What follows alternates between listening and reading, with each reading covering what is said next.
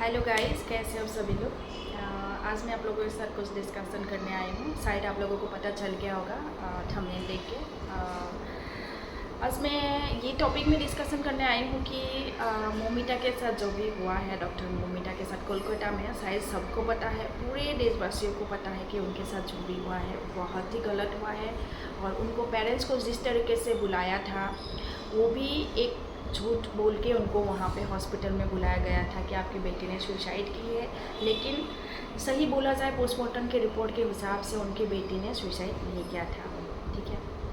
उसके बाद उनके साथ जितने सारे बॉडी में इंजरी मिल रहा है, वो सारी इंजरी एक इंसान ने किया हुआ नहीं था, क्योंकि एक इंसान 45 यानी कि 35 मिनट्स के अंदर एक बॉडी के ऊपर इतना ज़्यादा कुछ नहीं कर सकते। ये पॉसिबल नहीं है, क्योंकि उनके साथ जितने जो भी हुआ है सारे उनके साथ गैंग होगा, यानी कि 2-3-4 जन होगा इंक्लूड है उनके साथ। इंडिविजुअली किसी ने नहीं किया है, उन लोगों के साथ एक गैंग थे, और जिसकी फुटेज अभी तक हम लोगों को नहीं दिखाया गया है। और ओनली फॉर फुटेज में पुलिस की कहना है कि इस फुटेज में संजय रॉय सेमिनार रूम में गए थे रात को। ठीक है, 2 बजे के बाद का टाइमिंग बताया है, और ये केस हुआ था 2 बजे के बाद, क्योंकि 2 बजे पहले उन्होंने अपने कलीग के साथ बाहर से खाना मंगाया के खाया था, फिर वो सोने चले गए थे सेमिनार रूम में।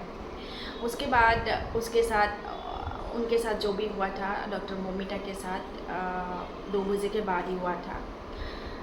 और उस टाइम पे सीसीटीवी फुटेज में मिला था संजय रॉय सेमिनार रूम की साइड गए थे और 45 यानी कि 35 मिनट्स के अंदर बाहर आए थे।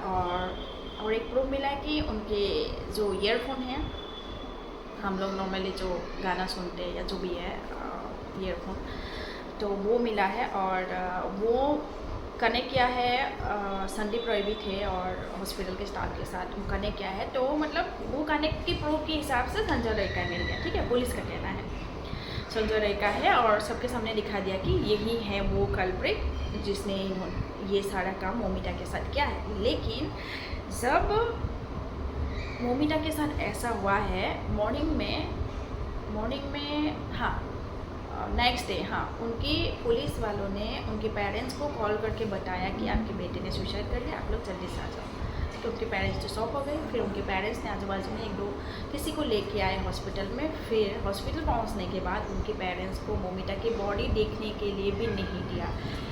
मैक्सिमम 4 आवर्स उन लोगों को हॉस्पिटल के बाहर ही वेट करवाया, उनकी बेटी की बॉडी देखने नहीं दिया। क्यों नहीं दिया? 4 घंटे तक उनकी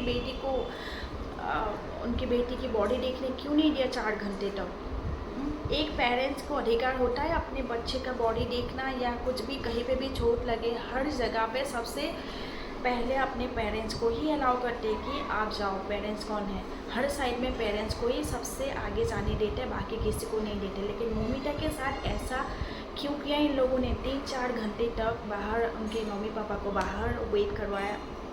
उसके बाद 4 घंटे के बाद जब जाने दिया, उनके पापा गए थे और उनका फ़ोटो खींच के लेके आए, और उनके पास उनकी मम्मी को दिखाया। और जिस टाइम पे उनके पापा उनकी बेटी की बॉडी देखने गए थे, तो उनके पापा को बहुत बुरी हालत में उनको देखने को मिला। शायद उस टाइम पे उनके पापा को क्या फील हुआ होगा, उनके मन में क्या बीत रहा होगा, वो उनके पापा की जो फील है कोई नहीं समझ पाएंगे, क्योंकि अपनी बेटी की लाश इस तरीके से पड़ा हुआ देखा था।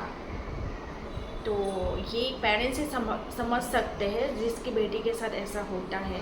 और हम भी समझते हैं कि एक लेडीज़ होके भी उनके पेरेंट्स, उनके बॉडी में क्या हुआ है क्या नहीं हुआ है, हम फील कर सकते हैं। और हमसे ज़्यादा उनके पेरेंट्स को ये फील हुआ था कि ऐसा कैसे हो गया। और उनके पेरेंट्स इतना स्ट्रॉन्ग हैं, उस टाइम पे उनके पेरेंट्स बहुत ही ज़्यादा स्ट्रॉन्ग मुझे लग रहा है बातों को सुन के, क्योंकि कुछ पेरेंट्स तो ऐसा अपनी बेटी को बॉडी देख के तो वो तो चक्कर आके तो गिर ही जाएंगे। लेकिन उनके पेरेंट्स मेंटली बहुत स्ट्रॉन्ग है। मैं हाथ जोड़ती हूँ ऐसे पेरेंट्स, इतना हिम्मत है आप लोगों में, और आप लोग हिम्मत रखिए, आपकी बेटी को जस्टिस मिल जाएंगे। और हमारी देश की करोड़ों लेडीज़ की ये हम लोग कोशिश करेंगे कि आपकी बेटी को जल्द से जल्द जस्टिस मिल जाए। आपकी जैसे बहुत सारी बेटियों के साथ ऐसा हुआ है, ठीक लड़के, और बहुत सारे छोटे छोटे बच्चे लड़के के साथ ऐसा हुआ है, तो उन लोगों को भी जस्टिस मिलना चाहिए। हम आप लोगों के साथ हैं, तो आप लोग टेंशन मत लीजिए, हम आपके साथ हैं, पूरे देशवासी आपके साथ हैं। इस बार मोमिता के साथ जो भी हुआ है बहुत ही गलत हुआ है, और उनके साथ जितने सारे इंजरी मिल रहा है इनकी बॉडी में, पूरे की पूरे एक इंसान का काम नहीं है, साथ में बहुत सारे लोग इन्वॉल्व है जो अभी तक हम लोगों के सामने नहीं बताया गया है कि इनके साथ कौन कौन इंक्लूड है। तो बहुत सारी बातें छुपाया गया है, और इस केस में पुलिस भी इन्वॉल्व है, ताकि पुलिस ने भी बहुत सारी बातें छुपाया है, मीडिया के सामने छुपाया है, पेरेंट्स के सामने भी नहीं बोला है, पब्लिक के सामने भी नहीं बोला है अभी तक, क्योंकि बहुत सारी बातें छुपाया है, क्योंकि इसके पीछे किसी बड़े लोगों का हाथ है। ये सभी लोग बोल रहा है, खुलेआम बोल रहा है, तो मैं उनका नाम नहीं लूँगी अभी यहाँ पे, लेकिन सबको पता है किसका हाथ है, क्योंकि कोलकाता की जो पुलिस है उस पुलिस को संभालने के लिए कौन ज़्यादा प्रेशर दे रहा है, किसका ज़्यादा हाथ है, किसी बड़े लोगों का हाथ है। और एक पुलिस फोर्स को, पुलिस टीम को हैंडल करना इतनी आसान बात नहीं है।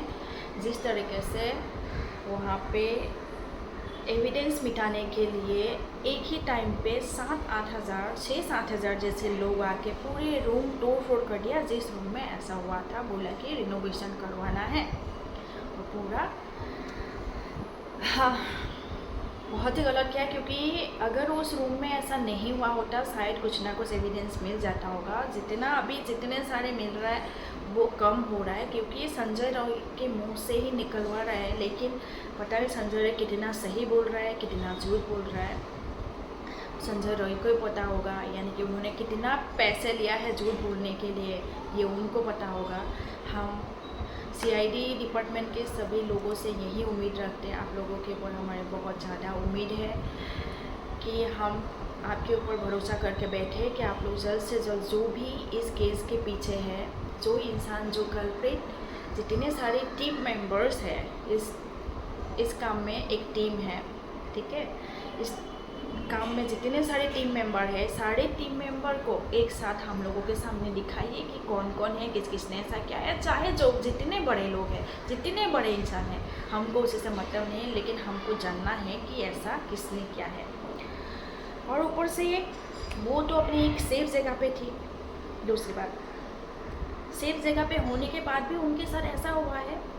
हम तो इतने सेफ जगह पे होते भी नहीं, हम तो खुले हम इधर से इधर घूमते रहते। कल परसों हमारे साथ भी हो जाए तो बोलेंगे कि ये इधर घूम रही थी, वो उधर घूम रही थी, बस हमको ही ब्लेम करते हैं ना, लेडीज़ को ब्लेम करते हैं ना। शॉर्ट कपड़े पहन कर गए थे, यानी कि वो रात को इस टाइम पे उनको जाना नहीं चाहिए था, अकेले घूम रही थी, कोई नहीं था, या अकेले बैठी थी, इसके लिए चांस लिया। लेकिन लेना क्यों पड़ा? क्योंकि हमारे देश में इस तरीके का कोई केस, बहुत सारे केसेस हो चुका है, लेकिन इसके ऊपर अभी तक कुछ भी पॉजिटिव हम लोगों को रूल्स नहीं मिला है, कुछ भी पॉजिटिव जस्टिस के लिए कुछ भी नहीं मिल रहा है, ना किसी के साथ। जितने सारे पेरेंट्स के बच्चे के साथ अभी तक ऐसा कुछ हुआ है, किसी के साथ भी अभी तक किसी को भी जस्टिस नहीं मिला है। इसके लिए बार बार रिपीट होते जा रहा है, और इसका क्वांटिटी हर साल बढ़ के जाते हैं। कितने सारे बच्चों के साथ, कितने सारे लेडीज़ के साथ, लड़कियों के साथ ये रेप होता है हर साल।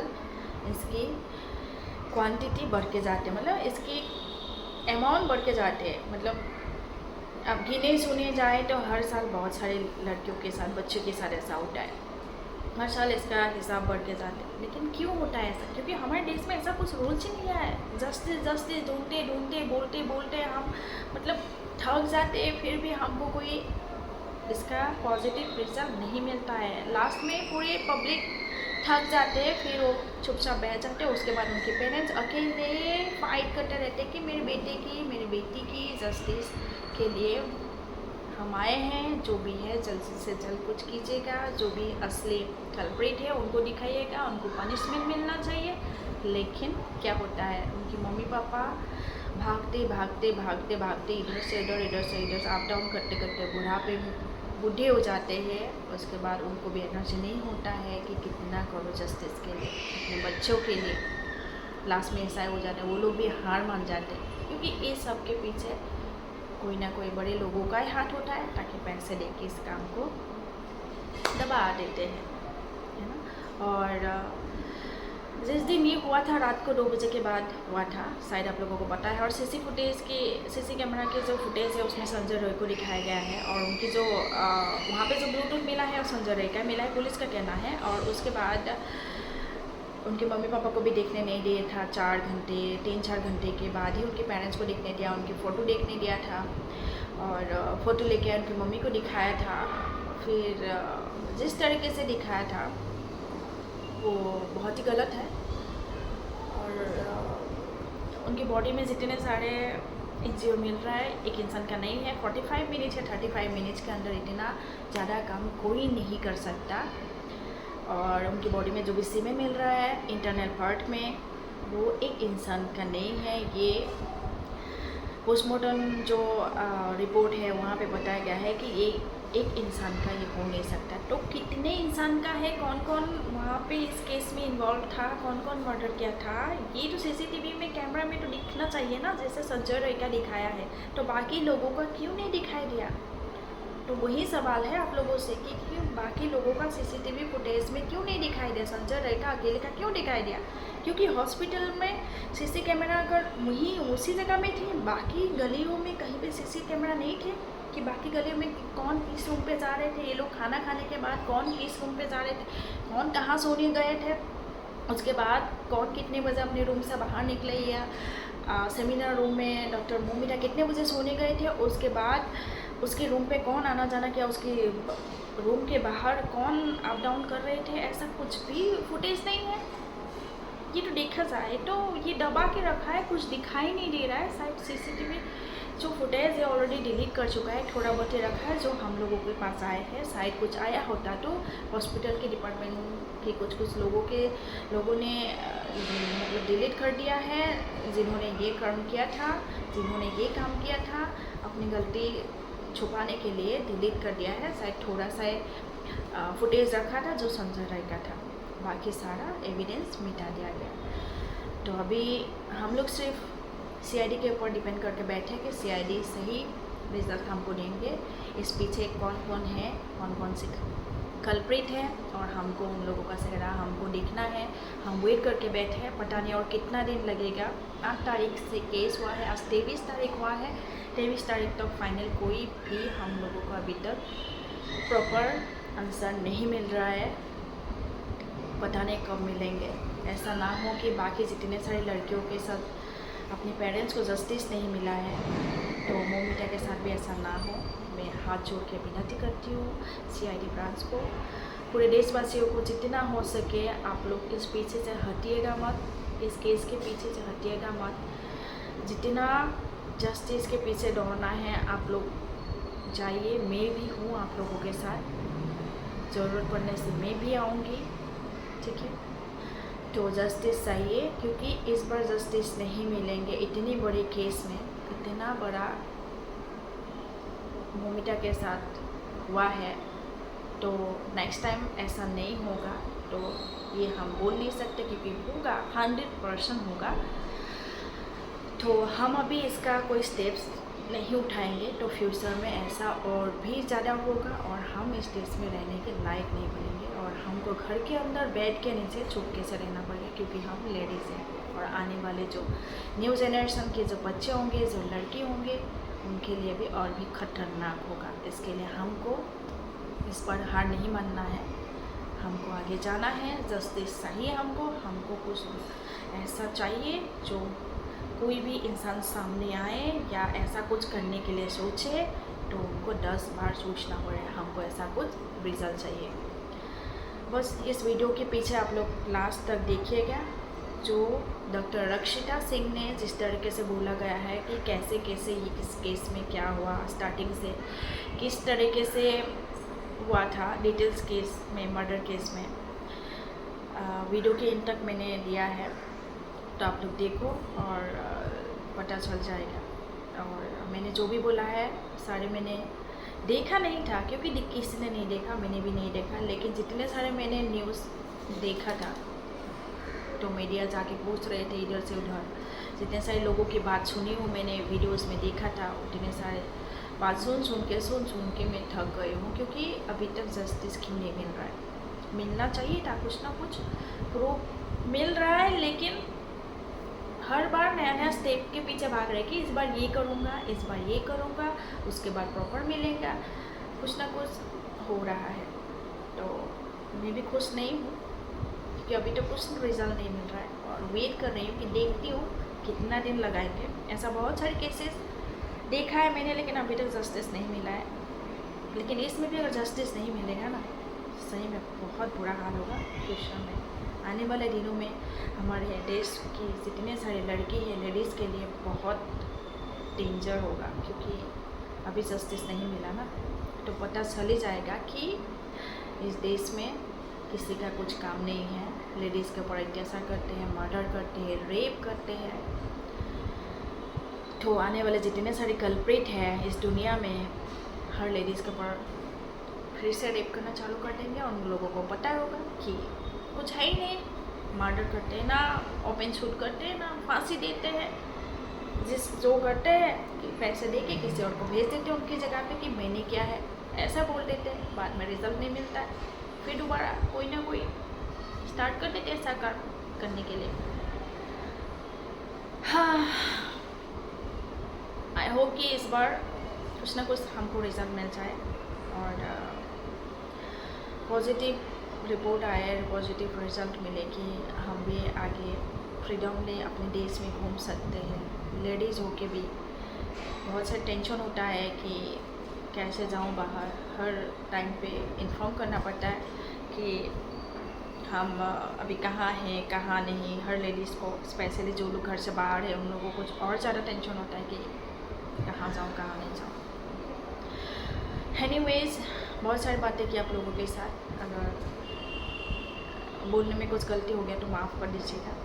और अगर आप लोग जस्टिस से सहमत है तो एक कमेंट ज़रूर करना।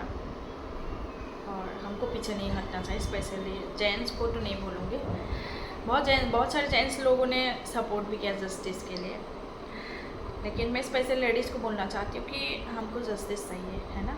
क्योंकि हम इस बार जस्टिस नहीं मांगेंगे, हम स्ट्रॉन्ग नहीं बनेंगे, तो आगे इस तरीके के बहुत सारे केसेस इस देश में होगा जिसके लिए हम भी नहीं बचेंगे। आज वो है, कल में भी हो सकती है।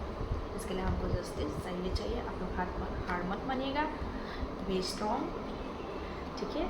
मैं भी हूँ आप लोगों के साथ, पूरे देशवासी हैं आप लोगों के साथ, और हमको हार नहीं मानना है और बैठ नहीं जाना है। जिस तरीके से स्ट्रॉन्गली हम ओपन रास्ते में हम जस्टिस मांग रहे हैं, फाइट कर रहे हैं, उस तरीके से जब तक इसका जस्टिस नहीं मिले, हमको सही आंसर नहीं मिला, तब तक हमको इस केस के पीछे दौड़ना ही है।